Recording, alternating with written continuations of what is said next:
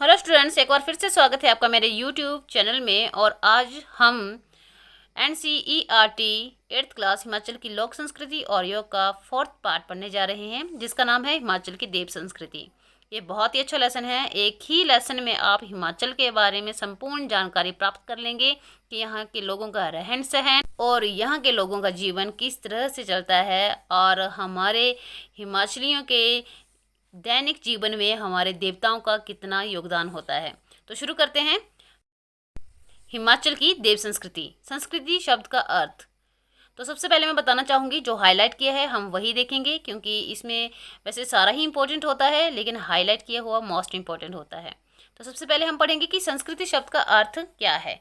तो संस्कृति शब्द का अर्थ है संस्कार करना या सुधारना। मतलब कि हमारे अंदर जो हमारी संस्कृति होती है, संस्कार होते हैं, जो मैनर्स होते हैं, उनको बढ़ाना, और जो बुरी आदतें होती हैं, बैड मैनर्स होते हैं, परिष्कार करना, उनका बहिष्कार करना। यह संस्कृति मानव जीवन के आध्यात्मिक एवं लौकिक दोनों पक्षों को सुधारता है। अभी आध्यात्मिक और लौकिक क्या होता है ये आगे पढ़ेंगे हम। संस्कृति मानव जीवन का प्रत्येक क्रियाकलाप, बोलचाल की भाषा, व्यक्तिगत एवं सामाजिक व्यवहार, शिष्टाचार, जीवन यापन के रंग ढंग, भौतिक उपलब्धि, खान पान, वस्त्रालंकरण, आवास निवास, साहित्य, कला, धर्म, दर्शन आदि से संबंधित है। हमारी संस्कृति जो है हमारे हर एक क्रियाकलाप से शुरू होती है। जैसे हमारी जो बोलचाल की भाषा, मतलब हर जगह पर थोड़ी दूरी में हमारी बोलचाल चेंज हो जाती है। हमारे एक दूसरे से व्यवहार बदले होते हैं। हम लोगों का एक दूसरे से रहन सहन का तरीका अलग होता है, खान पान अलग होता है, और वही जो है हमारी संस्कृति को बनाता है। संस्कृति के प्रकार। तो संस्कृति कितने प्रकार की होती है? संस्कृति 2 प्रकार की होती है। पहला है वैदिक संस्कृति। वैदिक संस्कृति में आता है हमारा रहन सहन, मान्यताएं, व्यवहार, जिसका बहुत सा भाग हमारी वैदिक रीति से लिया गया है। और संस्कृति का दूसरा प्रकार है लौकिक संस्कृति। लौकिक संस्कृति मतलब लोगों से रिलेटेड, जैसे हमारा रहन सहन, खान पान, पहनावा और विश्वासों का भूभाग जो अन्य संस्कृतियों से प्रभावित है, उसे लौकिक संस्कृति कहते हैं। संस्कृति को 3 प्रकार से समझा जाता है। पहला होता है बौद्धिक संस्कृति, दूसरा है साहित्यिक संस्कृति, और तीसरा है सौंदर्यात्मक संस्कृति। सौंदर्यात्मक संस्कृति 3 प्रकार से है, जो है रंग, आकार, ध्वनि। रंग में आता है आपका हमारे चित्रकला व विकास का अध्ययन। आकार में नृत्य, मूर्तिकला, वास्तुकला, जिसमें भवन निर्माण शैली आती है। और ध्वनि, इसमें लोक गीतों व लोक वाद्य यंत्रों का अध्ययन किया जाता है। लोकगीत जो हमारे लोकल लैंग्वेज के गीत होते हैं, और वाद्य यंत्र होते हैं वो हमारे लोकल म्यूजिशियन इंस्ट्रूमेंट जो हम यूज़ करते थे और आज भी कर रहे हैं। हमारा हिमाचल की दैविक संस्कृति, ये जो मैंने अंडरलाइन कर रखा है, ये आपके इसी पार्ट के 2 क्वेश्चंस का सेम आंसर है। हिमाचल प्रदेश में मुख्यतः हिंदू धर्म के लोग बसते हैं। ये आपका 1 वर्ड का क्वेश्चन भी है कि हिमाचल में मुख्यतः किस धर्म के लोग बसते हैं? हिंदू धर्म। इसके अतिरिक्त बौद्ध, सिख, ईसाई, मुस्लिम आदि विविध धर्मों के आस्था रखने वाले लोग भी यहाँ निवास करते हैं। इस प्रकार यहाँ विविधता में एकता विद्यमान है, क्योंकि सभी धर्मों के लोग आपस में प्रेम भाव से रहते हैं।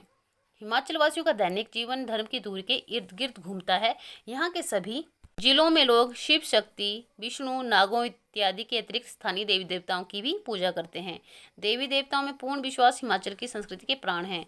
नेक्स्ट है हिमाचल प्रदेश के कुछ बड़े लोक देवताओं की अपनी जमीन व संपत्ति भी है। उनके निजी लोकवाद्य, लोकवादक, पुजारी, माली, मंत्री, कोषाध्यक्ष, भंडारी एवं कारागार होते। प्राय देवता के लिए उन्हें विशेष उत्सवों, मेलों, अवसरों तथा संक्रांति इत्यादि पर निश्चित मात्रा में अनाज आदि एकत्र करने का भी अधिकार होता है।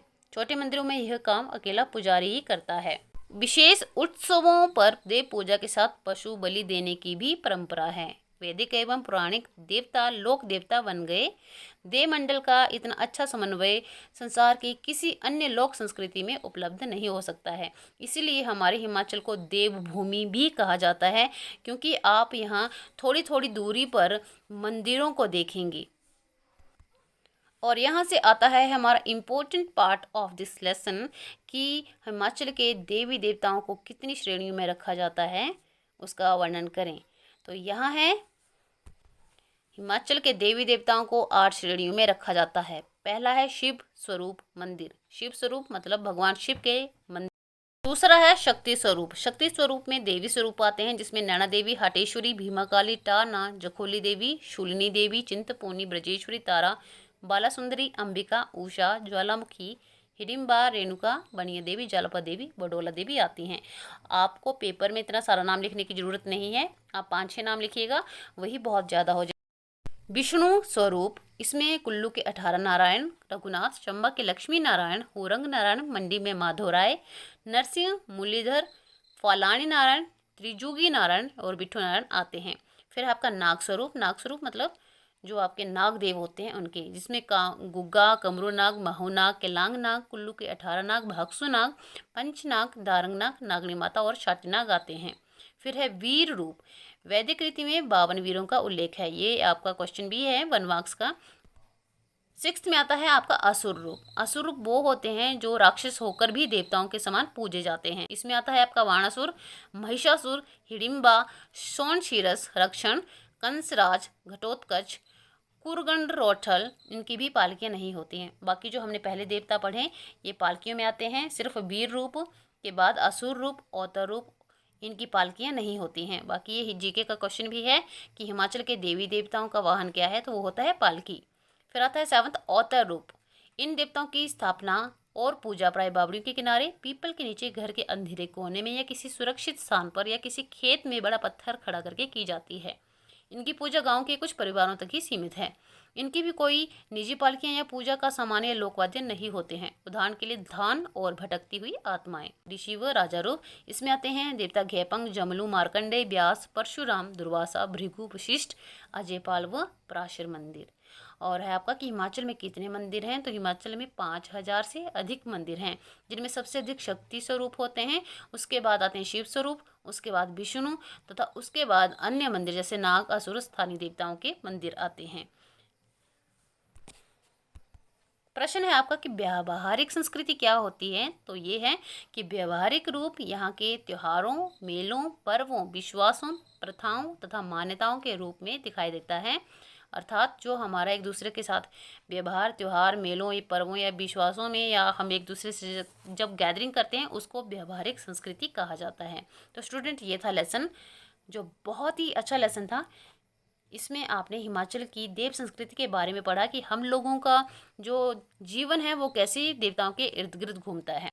इस लेसन का पहला प्रश्न है कि संस्कृति से क्या तात्पर्य है, तो उत्तर है संस्कृति का शाब्दिक अर्थ है संस्कार करना या सुधारना।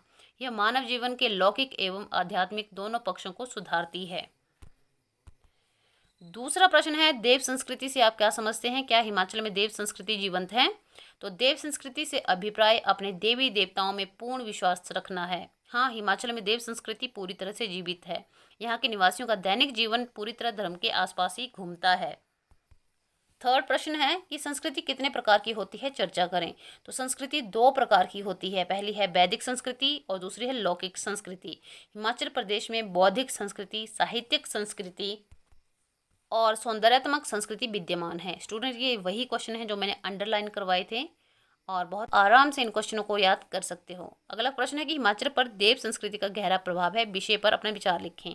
उत्तर है हिमाचल प्रदेश में मुख्यतः हिंदू धर्म के लोग बसते हैं। इसके अतिरिक्त बौद्ध, सिख, ईसाई, मुस्लिम आदि विविध धर्मों में आस्था रखने वाले लोग भी रहते हैं।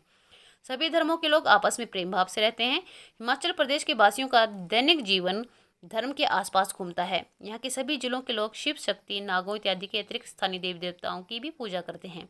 देवी देवताओं में पूर्ण विश्वास हिमाचल की संस्कृति के प्राण हैं। नेक्स्ट है हिमाचल प्रदेश की व्यवहारिक संस्कृति पर प्रकाश डालें।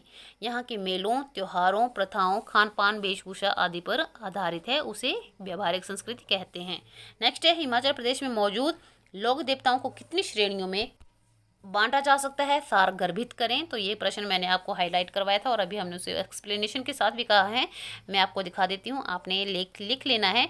बस आपने ध्यान देना है कि आप जो है इसको जब भी एक्सप्लेन करें तो अच्छे से करें। अगर मार्क्स ज़्यादा का आ रहा है तो आपने अच्छे से एक्सप्लेनेशन देनी है और अगर कम मार्क्स का है तो आपने उतने ही कम नंबर में जो है वर्ड्स यूज़ करने हैं।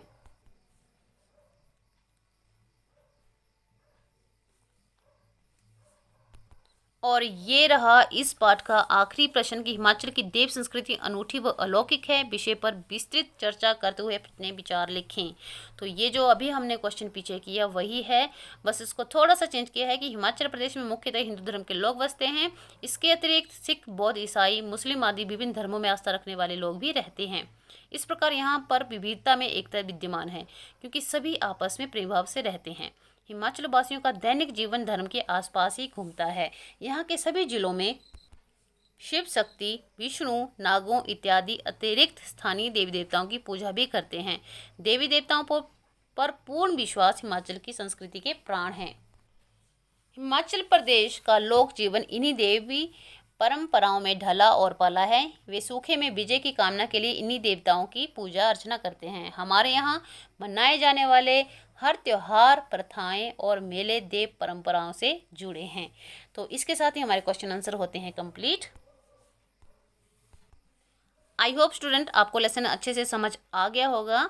और अगर मेरे चैनल में अभी तक नए हैं, सब्सक्राइब नहीं किया है, तो प्लीज़ सब्सक्राइब कर लीजिएगा, वीडियो को लाइक कीजिएगा और शेयर भी कीजिएगा, और साथ में बेल आइकन प्रेस कीजिएगा। जब मैं अगला नेक्स्ट अपलोड करूं तो उसकी वीडियो आप तक सबसे पहले पहुंचे। तो तब तक के लिए thanks for watching. Have a good day, stay safe, stay healthy, अपना ख्याल रखिए।